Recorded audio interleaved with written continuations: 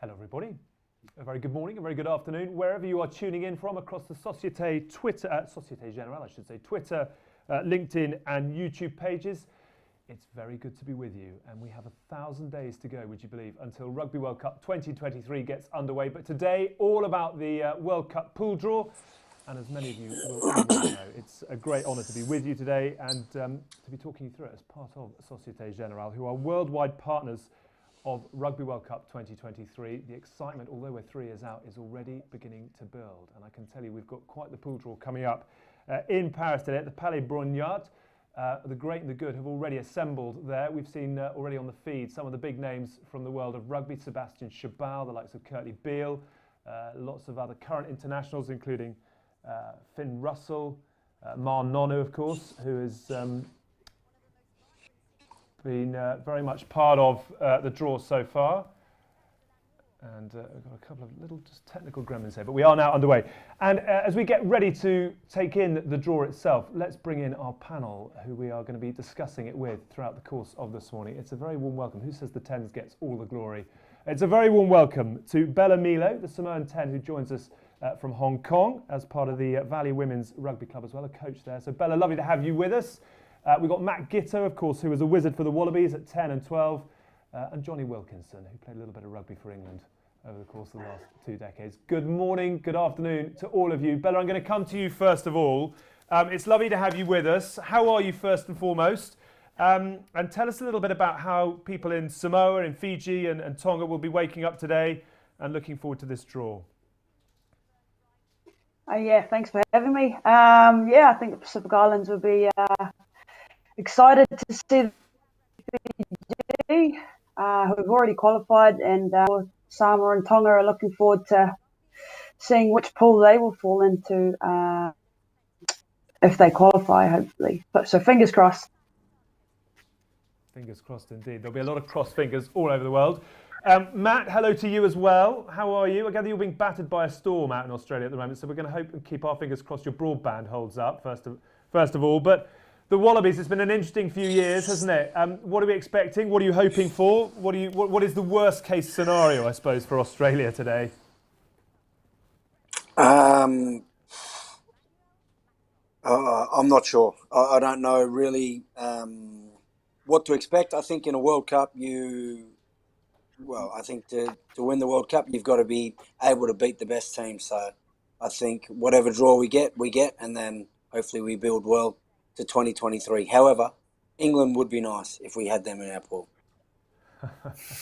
Old habits die hard. Hello to Jonny. Nice to see you as well. How are you, Jonny? And I suppose, days like this, I know we've got a few days to go until Christmas, but for rugby fans, it's a little bit of an early one, this, to unwrap. What are you expecting? And, what does a World Cup pool draw mean for someone who's been there and done it? It's just a little appetizer for what's to come. Yeah, it's really exciting. It's a good little fun day, really. A bit more serious for those that are in the actual teams and looking for how things are going to pan out. But for the spectators amongst us, it's quite an exciting kind of unfolding of what's to come. But as Gitz was sort of saying, it doesn't matter where these teams fall, you've got to find your way to the end by going through whatever's in your path. But at the same time, it's interesting to, there's always some interesting kind of combinations, if you like. And I know that England have fallen in some interesting groups the last couple of World Cups, certainly with Argentina and France, Wales and Australia in the 2015. So it'll be interesting for us to see what's going to be facing. But certainly with the home nations here, seeing where everyone sort of fits in is always an exciting one. So, I'm quite looking forward to seeing who gets that gasp at some point during the draw. There'll be one or two of those for sure. Just before we sort of move it on to all things 2023, I suppose just some reflections on what we had in Japan last year as well, because Societe Generale have been along the World Cup journey for so many tournaments now. Bella, from your perspective and watching on in Japan, I mean, how big a step forward was it for the tournament, what we had in October, November last year? Yeah, I was lucky enough to go. It was huge.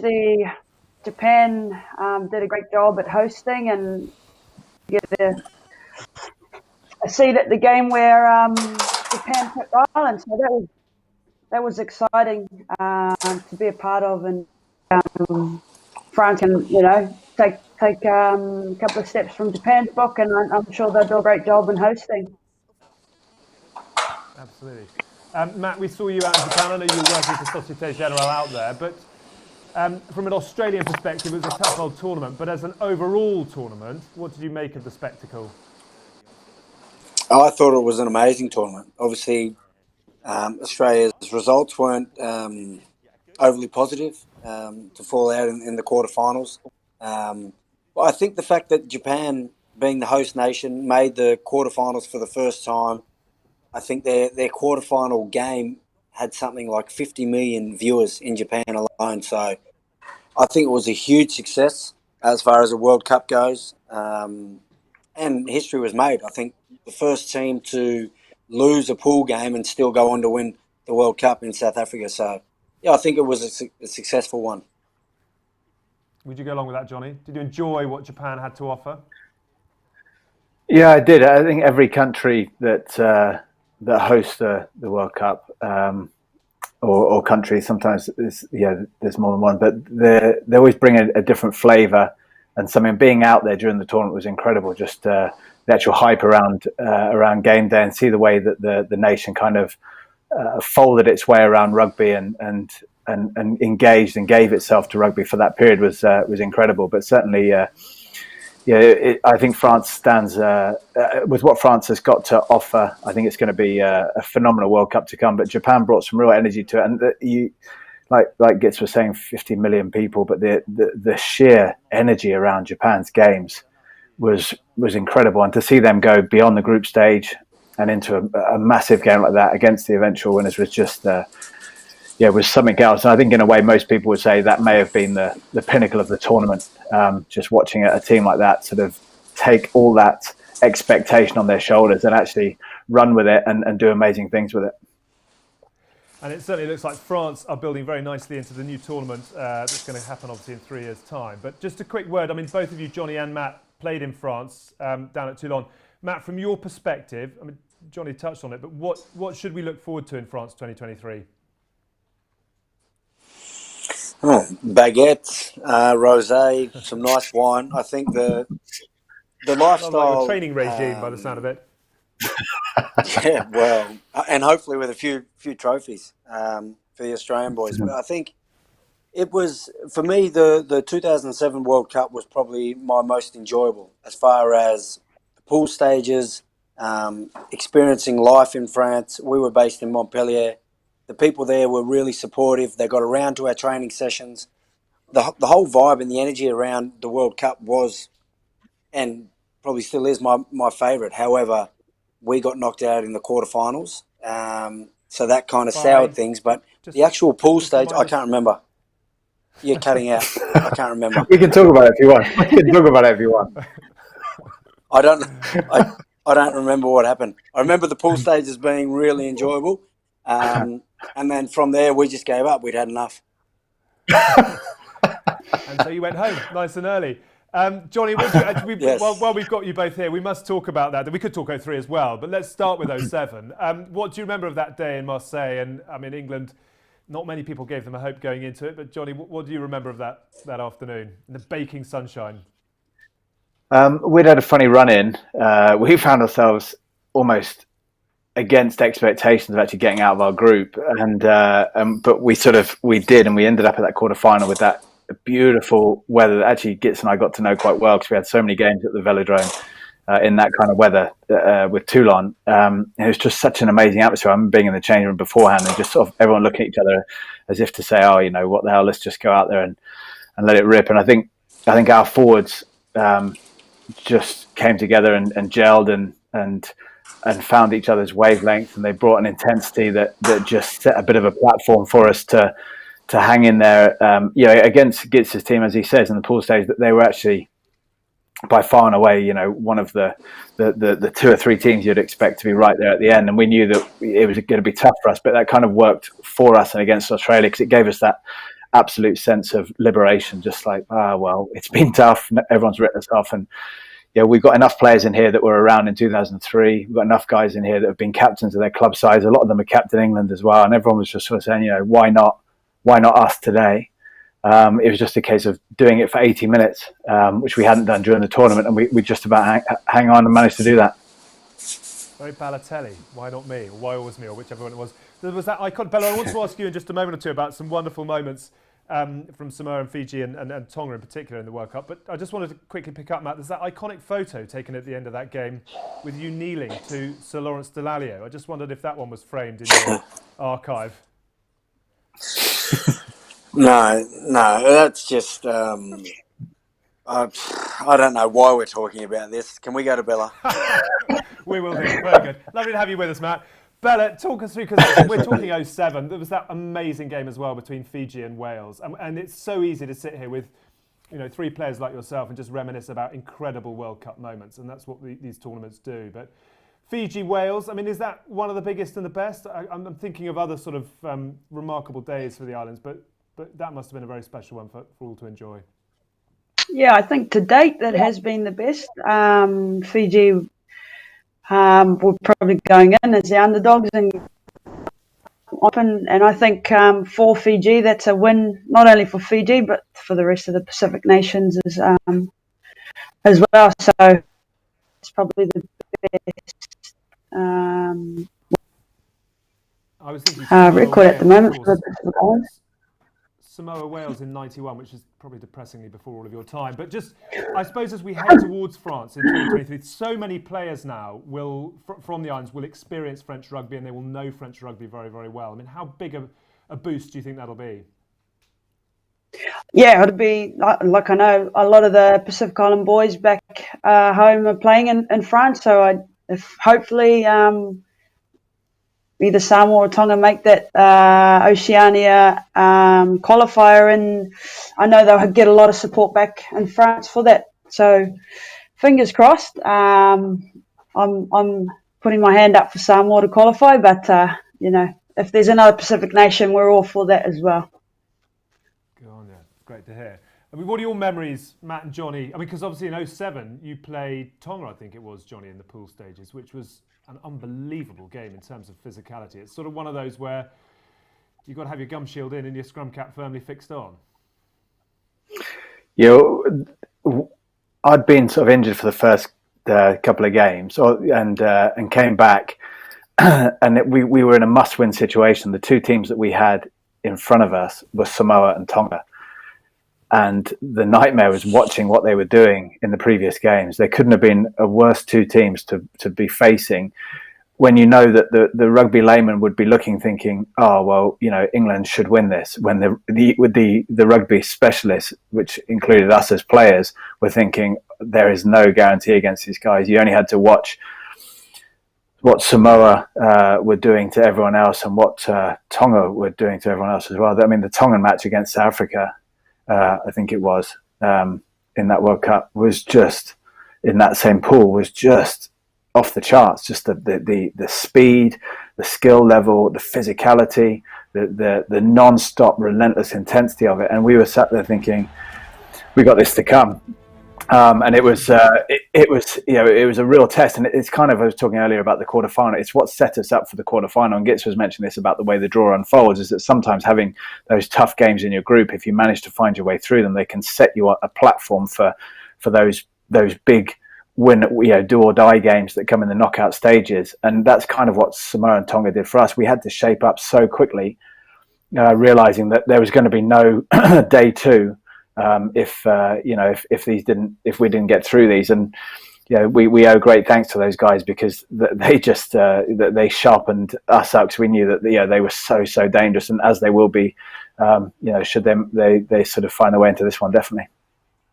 Good stuff. We've just brought in the feed right on cue. A very fresh-faced Jonny Wilkinson receiving his medal in 03, South Africa 07, New Zealand 11 and 15. This was a tough afternoon for you, Matt, of course, but it was obviously South Africa who did it last year as well. I suppose just looking at these, we talk about these iconic moments that we're going to enjoy. I'm just actually having a look through the three bands that certainly the top nations will be picked from. So in band one, we've got South Africa, New Zealand, England and Wales. Band 2, Ireland, Australia, France and Japan. Band 3, Scotland, Argentina, Fiji and Italy. We are joining the draw live here, but we'll continue to talk to our guests over the top of this. I suppose the thing that really leaps out when you look at the teams in the draw already, although we're 3 years out, I mean, in Band 3 you've got Argentina, who've just toppled the All Blacks. Do you think, Matt, that we are looking now, as rugby progresses, we're looking at a more competitive tournament than ever before in 2023? Absolutely. I think even the Tri-Nations, I suppose it's usually the Rugby Championship, but South Africa didn't come across for it. The Tri-Nations, ultimately, there was a draw between Argentina and Australia, I think the week before. If Australia managed to kick their goal, they were playing for the title. In the end, they end up finishing last in that pool. So it just shows how close that competition is, when previously it's probably been dominated by New Zealand by a clear margin. So I think it just shows that teams are starting to bridge the gap. You look at that game where England against France just on the weekend, going into extra time, decided by a penalty goal at the death. Historically, probably in the last few years, England would have run away with those games pretty easily. So I think this competition and this World Cup in France is going to be one of the closest that we've seen. France in Band 2, but certainly building very nicely. I mean, do you keep quite a keen eye on French rugby now, Jonny? Yeah, I do a little bit. Obviously, the international stuff is much easier to follow, and it is, as it says, sort of telling a very interesting story. And there's been so many changes, even amongst the Six Nations tournament over the last couple of years, when Ireland, right at the number one sort of in the world, and then Wales are up there, and then England are up there, and then suddenly France undoubtedly have become the danger team. There's sort of so much there, as well as Scotland being a team that really performs or can perform at World Cups and be so dangerous, as England have found out of recent too, in terms of the home championship. So even the story around where we are is chopping and changing, and there's no guarantees. And I think that's the beauty of the World Cup, is that whatever we see in the draw today is going to tell a story today. In a few years' time, it'll be telling a completely different story. And it's up to everyone, of each one of those teams, to write that story for themselves. And Argentina are the ones that are doing that right now for me. That they've had difficult times. They've come back and they're starting to really take responsibility for what people would have given them no chance for, is what they're actually going out there and showing that not only are they doing it, but they deserve to be doing it, and they're earning the right to be doing it. So it's a fair while to go to the World Cup, but you're dead right in saying that it's going to be so close and so interesting, because there's certainly no clear runner anymore. Yeah. And Bella, I mean, just to pick up as well, we didn't see enough of Fiji, unfortunately, in the Autumn Nations Cup up here over the last couple of months because of the challenges around COVID. But even what we did get to see from them in that last game against Georgia, I mean, it's just, the potential is obvious. Why, in your view, are Fiji currently ahead of Samoa and Tonga? What is it that sets them apart at the moment? I would say their support from their Pacific nation back home. Fiji on the back of a really great sevens team. So I think their high performance unit and their training facilities in Fiji are a lot more advanced, I guess, towards that, and some more. They probably struggle in terms of the support from their rugby games and funding. So I think Fiji does a good job in terms of their high performance unit back home.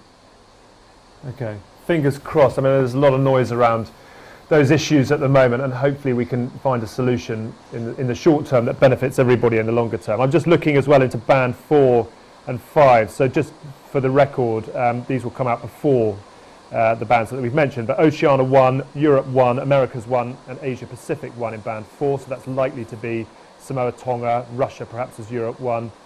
America's 1 was the US in 2019. And in Band 5 you've got Africa 1, which was Namibia last year. Europe 2, which could be a Georgia or Romania. America's 2, which was Uruguay last year. and then we'll have a final qualifier winner as well, which is potentially looking at somebody like Canada. And actually, even when you look at those teams there, I mean, you're not necessarily looking at tournament winners from those, but you are beginning to see sides that could take chunks out of those around them. Samoa potentially, the US. I mean, particularly, Matt, if we get a Rugby World Cup rumoured to be heading to the US in 2031, I think that might well be the match that lights US rugby. Is that something you'd love to see, or is that something that everyone else will go, well, hang on, that's a player depth that no one can compete with? Well, I think both. I'd love to see them investing a lot more into their rugby program. They've got so many athletes. The stats around the athletes that actually make it into the NFL or NBA and the ones that miss out are staggering. So they've got so many great athletes. They've got the population there to be successful. I think just coaching, funding, and learning a bit more about the game. I think 2023 might be a bit of a stretch though for them to be successful, but hopefully moving forward they start to put a bit more of a footprint in the game. It is amazing. I was just thinking back to Japan, South Africa in Brighton, Jonny, and just how one result can light not only the sort of the underdog story at what was 2015, but it also just ignited an entire tournament in 2019 in Japan. And you know, obviously, I think there's another tournament to come before potentially the US host it in 2031. They're looking at 2027, potentially Australia, etc. But if we could see some of these, as they are currently known, tier 2 nations delivering an upset, it just adds so much to the entire tournament, doesn't it?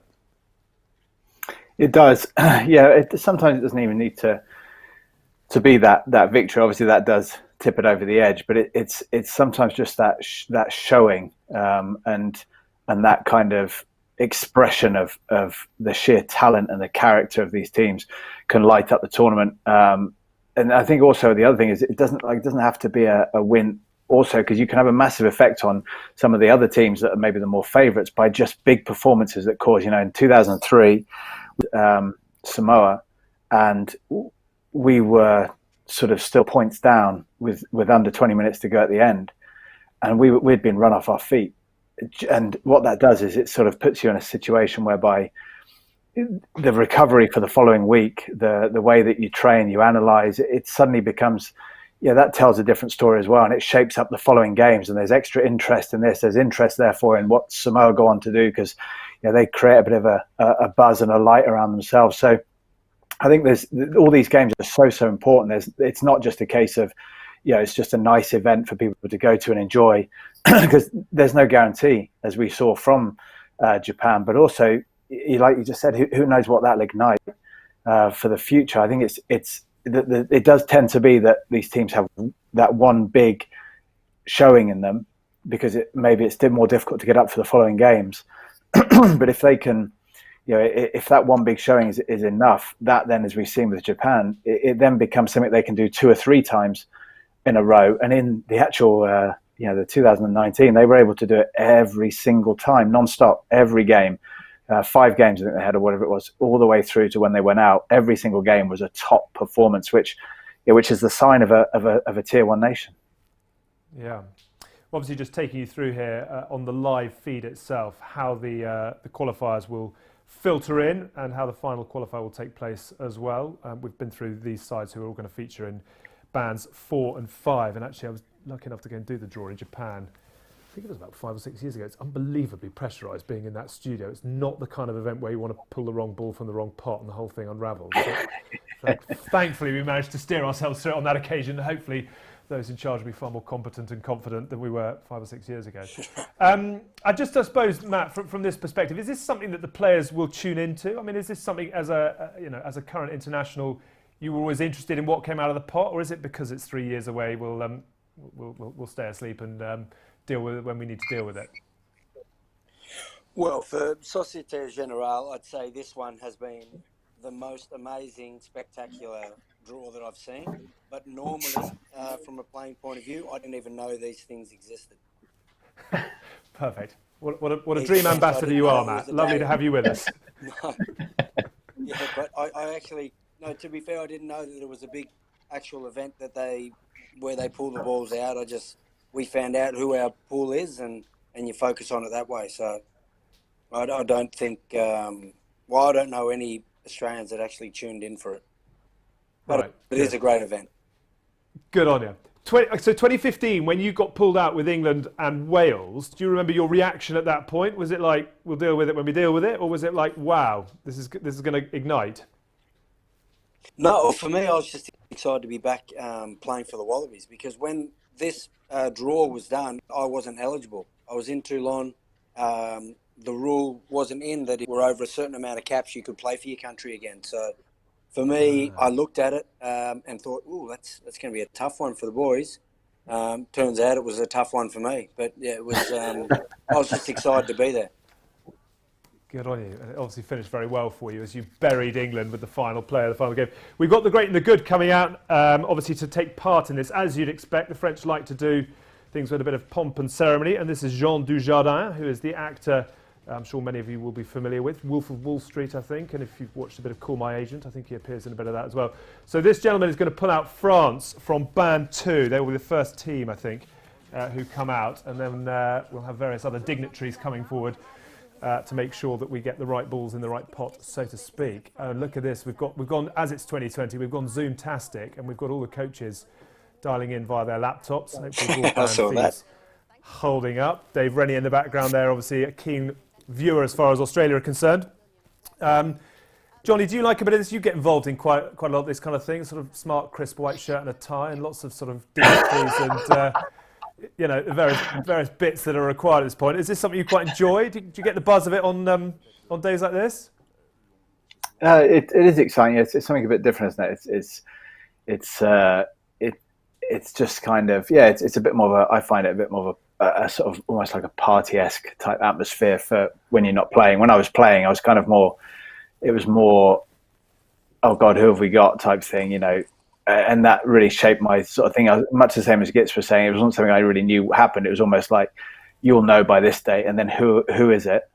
And then you almost thought, okay, all right. And then you start to get your mind around it. But now that I'm out of that kind of cauldron, it's quite nice to sort of ball by ball kind of hear it coming out and have the whole kind of, oh geez, what's that about, and how's that going to work out, all that kind of stuff. So I'm quite happy just to sit here and take this in.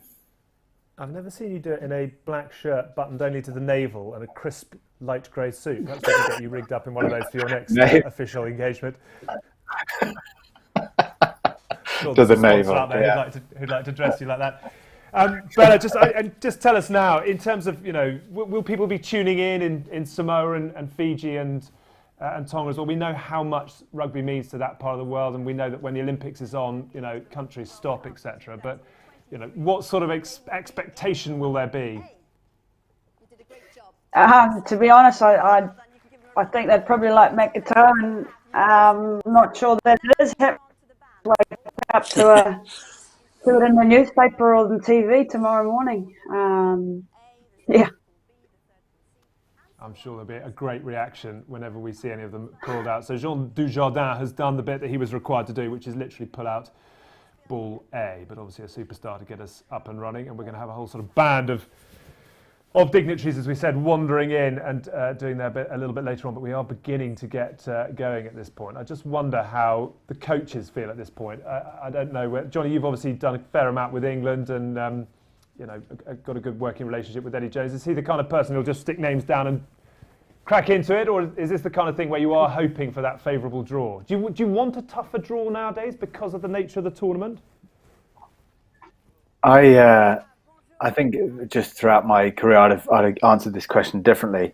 I think at the beginning, you have a bit of a sense of, you want a fairly simple pool, if there's ever such a thing. There isn't, but in your head, you kind of want a bit more of a simple pool. You're going to have that one big game, and then you're hoping that the others might be things that you can think, okay, now that doesn't exist anymore. As we've been saying, it didn't exist really in the early times. But then also as you grow with the game and understand it a bit more, I think you start to realize, to give you an analogy, it's a bit like being in the change room when you're younger. you start to have thoughts before the game, such as, oh, you know, I hope the opposition haven't travelled well. I hope couple of their main players aren't fully fit and maybe don't play. And I hope the ref's on with us. And I hope the weather works in our favour. You know, we got the wind first half and then it dies down second half. So all these kind of things that you're just hoping for an easier ride. And as you get a bit older and a bit more experienced, you realise that actually you want the opposition at their best.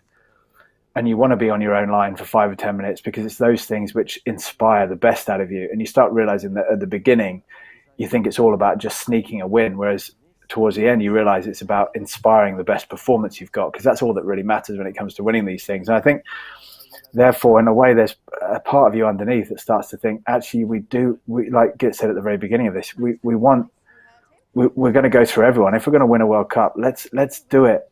Let's do it in the most phenomenal way. Let's take out everyone that everyone thinks we can't beat. Let's do it in that phenomenal way and really know that we're world champions. And if that means loading the group and if that means loading the quarterfinals or semi, then so be it. Because all we want the best of ourselves, and we're not going to get that with guarantees and sort of simple run-throughs. Now those don't exist anymore, which is why any team that's involved in this is going to get challenged, and they're going to have to win it. You're not going to avoid losing it. You're going to have to go and win it. And like I said before, with some of the groups we've had in the past, they've become platforms for launching you into the knockout games. And if you don't have that, that's always the bit I fear for teams, is when they haven't been fully challenged by the time they hit those big, intense, one-off, crunch matches.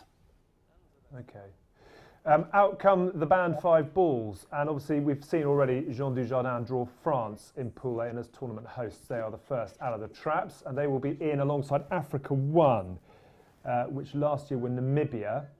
In Pool B we've obviously got Europe 2, which could be the likes of Georgia or perhaps Romania. That's presuming that Russia come through strong and take up Europe 1. The final qualifier winner will be in Pool C, and that potentially you're looking at someone like Canada. And we are beginning to pop names into bands, so to speak. It's a very smooth draw, this, as you'd expect in France. There's none of that sort of Rod Stewart staggering in, as we've had in some of the football draws over the years, after a little bit too much corporate hospitality.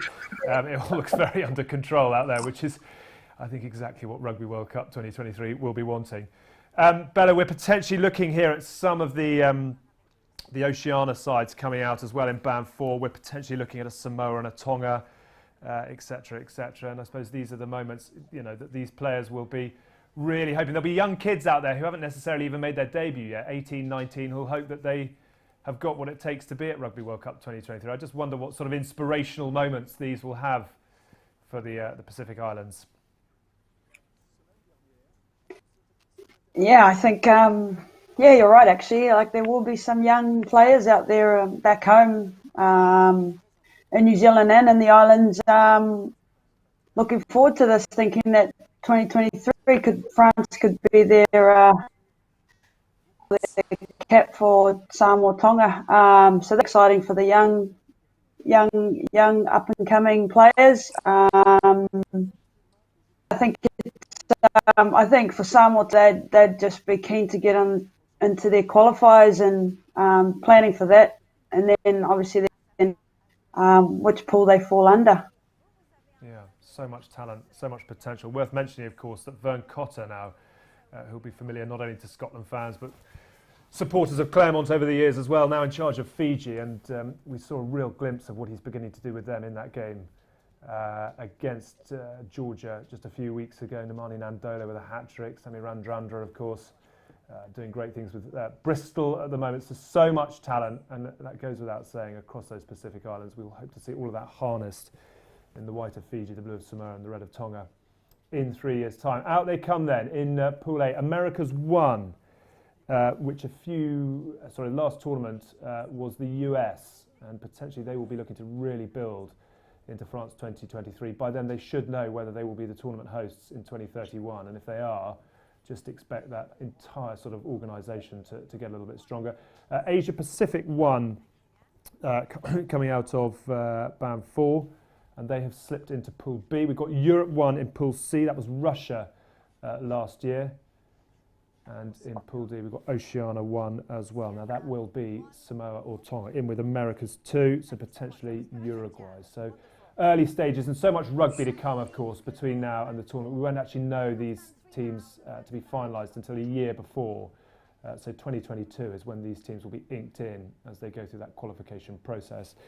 But now it begins to get interesting as we pull out the sides from Band 3. So a reminder, Scotland, Argentina, Fiji and Italy sitting in Band 3. And certainly Argentina, a side who will hope that they've got big cards to play, really beginning to come together at the moment. Scotland with Gregor Townsend, of course, sitting on the verge of something interesting. It wasn't the tournament that they wanted last year. Fiji and Italy, who look much more stubborn than they have done it in the last few years. We've got a pair of red trousers coming to the podium here, which certainly will impress and improve those who like their haute couture. A big from Matt Giteau. You've got a couple of pairs of those in the wardrobe. Special occasions only. And I've got them in tracksuit pants, chinos. Good. And a red trim as well. I was always very jealous of the Toulon blazer when you were both playing down there. It had a lovely sort of red trim to the... Johnny's nodding knowingly. Does that still come out on special occasions? Framed in a box on a wall somewhere? No, it's I've actually got them stored in a bag in the loft. Which... It's Christian Louboutin. Of course it's going to be red trousers. It was never going to be anything else, was it?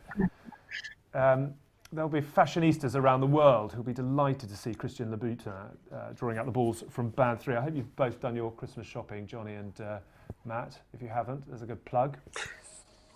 I'm actually not sure you're saying that right. Am I not? You tell me then. You're far more educated. No, I've heard my wife mention them once or twice, but she doesn't have a pair. Right. Well, you need to A, get that fixed, and B, how would you pronounce Christian Louboutin? Louboutin. Louboutin. Yeah, exactly. I think. I'm glad we're getting. We're glad we're getting to the nitty-gritty of this draw here. It's this is what the people came for. Ben, do you want to correct us? I'm not entirely sure that any of us are doing ourselves justice at this point. We've gone supercharged now because we are bringing in the Zoom candidates from stage right, as you can see. So Christian Louboutin has drawn out Italy. Oh, wow. So this is getting quite interesting. France and Italy in Pool A, with America's 1 and Africa 1. We've got Scotland in Pool B. So they'll be in with Asia Pacific 1. And with Europe 2, so potentially a Georgia or a Romania. In Pool C, Mr. Louboutin has drawn Fiji. So in with Europe 1, which possibly will be Russia. We'll just go on the basis of what we had in 2019. And the qualifier winner, which was Canada, just to sort of add a little bit of colour to it. And that means that coming out of Pool D will be Argentina. And not a huge amount of reaction from the coaches, I think it's fair to say. Obviously, still some big names to come out, but just begins to come together quite nicely here. Here we go. This is where it begins to get really interesting with Band 2. A reminder, Ireland, Australia, France and Japan. At this point, Matt, who would Australia least like to face? Scotland, Argentina, Fiji or Italy? Who would they least like to face? You played in that quarter-final, wasn't it? Well, Scotland gave you a run over. Yes. Yep. Yeah, that's a tight game. I think probably Argentina, purely based off the last 2 games they've played at home, they've drawn against them, so they'd be wary of how they're building. I think the coaching staff that Argentina have now know the Australian game and the players quite well, so that's probably who they're most fearful of. Did you find it odd seeing Michael Cheika in a Puma tracksuit? I don't think he wore one when he played Australia. He just wore plain clothes out of respect, so it was actually strange seeing him in something nice. He usually wears terrible clothes. I thought he had a fashion label. He does. That's the weird part. But he dresses horribly, like pajama tops. Right. So are we back onto the fashion thing again? You keep trying to go back to rugby, and then we're back to fashion. I can't work out what it is we're actually covering here. I've picked up the wrong brief. Sorry, I'm doing the fashion show a little bit later on. I'm talking us through the wrong thing at this point. Let's get back to the rugby. So this is where it begins to get quite interesting, as we said. Band 2, Ireland, Australia, France, and Japan. France, we already know, are out and sitting in Pool A. So Pool B, Scotland, Asia Pacific 1 and Europe 2. And they are going to be in with Ireland. So we've got a juicy little Ireland-Scotland head-to-head. And of course, those two met in the pool stages in 2019 last year. Ireland coming through in that one. Scotland having a fairly wretched tournament in Japan, with old Typhoon Hagibis getting in the way of their efforts as well. Into Pool C goes Australia. So Fiji, Europe 1 and the qualifier winner. I reckon Dave Rennie. Yeah, a little knowing nod from Dave Rennie on the right. And that means that we're going to have Japan in Pool D, along with Argentina, Oceania 1 and Americas 2. Japan, Argentina, that is going to be very interesting. What leaps out, Bella, at you from that one there? Is it the Australia-Fiji connection? I'm going to say that Japan-Argentina one. I think that's going to be a big clash. Yeah, the Fiji pool. Here we go, and enter stage right once again. Our final band drawer. This is band 1, of course, and a reminder that in here, and to complete the Rugby World Cup pool draw for France 2023, we have got band 1, the champions South Africa, 2 times winners New Zealand, 03 winners England, and Wales, who are obviously going through a heck of a period of rebuilding at the moment. So it's going to be very interesting to see how the cards fall at this point in time. But we are looking at some pretty juicy pool draws already. I'm just thinking that potentially England sliding in with France would be a very interesting way to round off Pool A. Gus Savoy, a starred chef, will be drawing us for the final pool band that is about to be done at this point. And I think that first, the dignitaries at the moment. Go on. That first group with France and Italy at the moment, it'd be interesting if Wales fall in that one. Yes. As well, because I think France at the moment, France will be looking at that, thinking that as form lies right now, they'll be thinking, yeah, like we were talking about, whether you want a group where you've got big game after big game after big game, or whether you want a group where you might think, actually, you know, we can build through this. Because Wales, obviously, they're not in their finest form yet. Who knows, in a few years or in a year's time or whatever, they'll probably be very, very different. But at the moment, that group there is very interesting. I think if England fall in that group, that could be an interesting one for England as well. I tell you what, I know you boys didn't get up in the night to watch this, but as a fan, these are exciting moments. So first out and going into Pool A, it's New Zealand. So we have got old friends reunited with New Zealand and France. Of course, memories of 99, of 07. New Zealand winning 87, beating the French in the final. That is a fabulous pool already. And 11 as well. They met. And 11, of course, in the final, and the pool they met in that. And the pool stage, yeah. Pool B, it's South Africa, along with Ireland and Scotland. So that suddenly has got enormous clashes written all over it. Factor in Asia Pacific 1 and Europe 2 as well. It's going to be England. It's going to be England. Surely it's going to be England. Yep. Oh, it's Wales! Oh. In Pool C. Of course, great history between those three tournaments. That's 07 as well, isn't it? Isn't that 07? That's 07 quite as well. 07? And last year as well. Wales beating Australia in the pool at that point, and 15, where Australia beat Wales. And England will go in with Japan. So it's Eddie Jones against Japan in Pool D, and Argentina, who England met in the pool stages last year as well. My word, I tell you what, 2023 has just come alive. Bella, I'm going to come to you first of all. Reaction to that. We have got some mega games to look forward to. I'm going to go with Pool D again. I think that's the tough between, is it England, Japan, Argentina, is it? I think those are going to be three big games. Yeah, that's I don't know whether they come out back to back. That's going to be a tough one there. So I'm going to call it Pool D is going to be the tough one. Pool D is the tough one. Matt?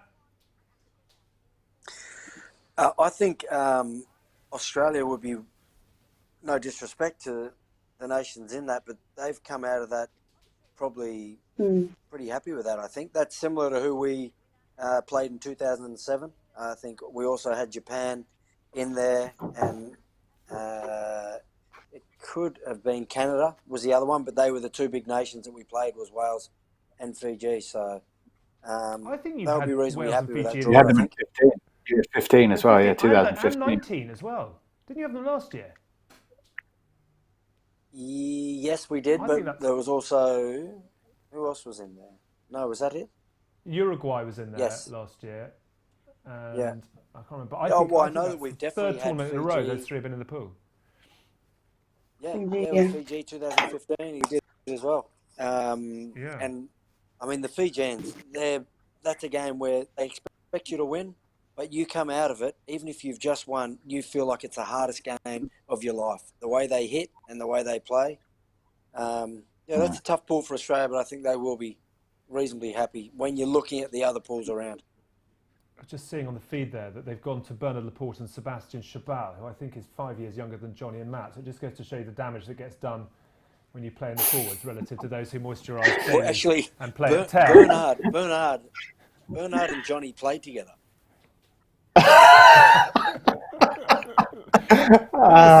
There's some sepia footage kicking around of those two at 12. And Bernard had hair back then as well. Bernard was a 9. Bernard was a 9. He was a scrum half. Lovely. Yeah. I tell you what, that is a really, really juicy draw. I mean, Jonny, just from your perspective, England in with Japan and Argentina. I mean, two sides who are, you could be in with a South African, you could be in with a New Zealand, but there's some real banana skins in that Japan and Argentina combination. Yeah, there is. In England, historically, you haven't played Japan very many times. And when they do, it's not been straightforward in any way. And that's even before Japan have had their almost meteoric kind of lift. And so I think that's a bigger game than we can give it credit for. Argentina are also in that dangerous space of transitioning and almost transforming into potential frontline teams, and I think therefore that could be a very different look. Even we're looking at it now, thinking, ooh, and I think it could be a very different look in a couple of years' time as well. I think with these groups, the thing I find interesting is always looking at the top tier team and thinking, can you have a reasonable sort of doubt that they're actually getting through? And I think on all of those, you can start to look and think, there's no guarantee. For those top teams that they're going to make it through, and that's what we were saying about the World Cup in terms of its openness.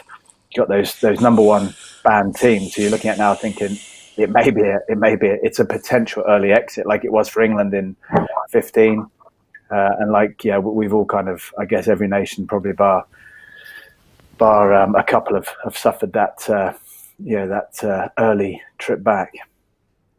How about France, New Zealand at the Stade de France to get us up and running? They won't. I'm sure they'll go with something a bit more gentle. That is the beauty of being tournament host as well, is that you can kind of pick your fixture list, which I remember 6 or 7 years ago, Warren Gatland was straight in the ear of Jamie Joseph, and just realising that if he could get Japan, or seed of doubt, if he got Ireland and Scotland to play each other first, one of them would have lost by the time they played Japan. Just fascinating watching the way the coaches just try and manipulate it in the background just to make sure that it all comes together. But I imagine via Zoom that won't be going on now. But I just look at it now. It is going to be such a special tournament. I'm not going to. Oh, go on then. Do you want to pick a winner at this point, Bella? Why not? Let's throw it out there. We'll hold it. And we'll check in with you over the next 3 years. Who would you at this point put a pound on if I was to give you a winner? I'm always going to say New Zealand. Right. Brave. Very brave call, Bella. Well done. Good. Matt, are Australia going to come back? Yes, I've got to go that way. Love my country. Very supportive of the boys. Believe in Dave Rennie and where he's going to send them. So I think Australia will win. All right. Here we go. Come on, Captain Fence Sitter. How are you going to get out of this one? Yeah, I'm not going to sort of go against my own nation, but as a different way of looking at it, I'm going to pick 3 sort of teams. I think one of them potentially, as an upset, could not necessarily an upset, but as a surprise, could be in the final, and I think that could be France, Argentina. And potentially, I still think there's room for a semi-final place. I still think the Ireland-Scotland in the middle of that group there is a really big clash, because those two teams are shifting up and down a little bit, and I think by the time that comes around, whoever wins that game, if it's early on in the pool stage, will have the momentum. I think that could call everything. And it kind of happened in 19, didn't it? We had similar games like that. But I think when Ireland and Scotland play each other, if it's early on in that pool stage, it could completely change the way the whole tournament looks for one of them. Yeah, and of course never been to a Rugby World Cup semi-final. Scotland have, I think they managed it in 91, didn't they, in South Africa? Well, we know all about the box in this tournament. I sort of your expectations and your hopes, Matt, for France 2023. I mean, they have had the tournament 91, bit of it in 99 as well, in 2007, and it just appears that every time they get a chunk of it, the chaos and the carnival gets even louder and even noisier. I mean, are you expecting something very, very special? I am, because I know how difficult it is to play in their own country. To have, I think the way they're trending now, the depth they're developing, even the style of rugby they're playing, they seem to have a couple of different ways, to play it, and they've still got 3 years to develop and build on that again. So I think they're going to be really tough, and I hope for the tournament's sake that they're in there as long as possible. Yeah. Jonny, I think with regard to, yeah, I would. I think just in terms of the actual tournament as well, I think what's going to be brilliant is, having played there, when we used to play different away games, every ground it's like you're in a different country. Sometimes you go from a different ground. You play in Clermont, then you play in Toulon, then you play over in the southwest in Toulouse, or then you're up in the Parisian area. Every single has such a different shape to it. And I think the ability to move the tournament around those places, especially at that time of year, and still picking up some of that real sunshine in the latter stages, the afternoon games that we saw when Fiji took on South Africa in that incredible quarterfinal, I think it was in 2007. We had the weather for Australia in 2007 quarterfinal. Tonga and South Africa went hard out in that. And I think just being able to sort of use the entire of France to bring out some of those games, I think it's going to be awesome. I know we had that with Japan and South Africa in 2015, a beautiful day down at Brighton, I think it was. Just having that, I think it's going to be awesome. And I think France themselves, if they as organisers sort of sculpt themselves the right path and keep the form going, it'd be nice to see them. Yeah, that they tend to have got through to latter stages via some losses. It would be nice to see them sort of just go win all the way through and see what that does for them. They've kind of always been a little bit up and down and found their way to finals. This could be the year when they just do it game after game and get through. It'd be nice to see them, just have that sense of inevitability about them that they're building now. Good on you. I just quick final. You agreeing with that, Matt, or you disagreeing? Oh, I agree with Jonny all the time. That's why we work, man. That's why we work so well on the field. Bella, just quick final question from you. Just looking at the runners and the riders, who would you love to see as a sort of underdog that has its day kind of thing? Whoa, that's a tough question. I'd love for Fiji to come out of their pool. I'm going to have to back the Pacific nation, I think. If they can continue prepping and building over the next couple of years, I'm pretty sure they'll do the job when they come. And obviously there's a lot of Fijians playing in France, so I'm sure they'll get a lot of support back there as well. So I'm going to have to call it and say Fiji for that one.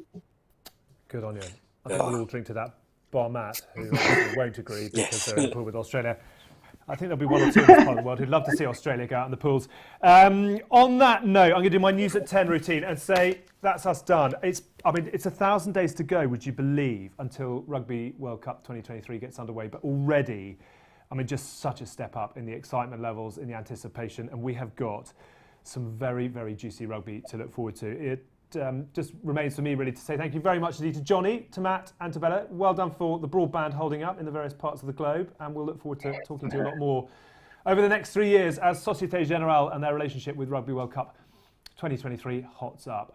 It's been lovely to have you with us. Have a very happy Christmas to all those of you who've tuned in and who've been watching this wherever in the world you are. But that's it from us. 2023 has just got a whole lot more real. Thanks for watching, and we'll speak to you again soon. Bye-bye.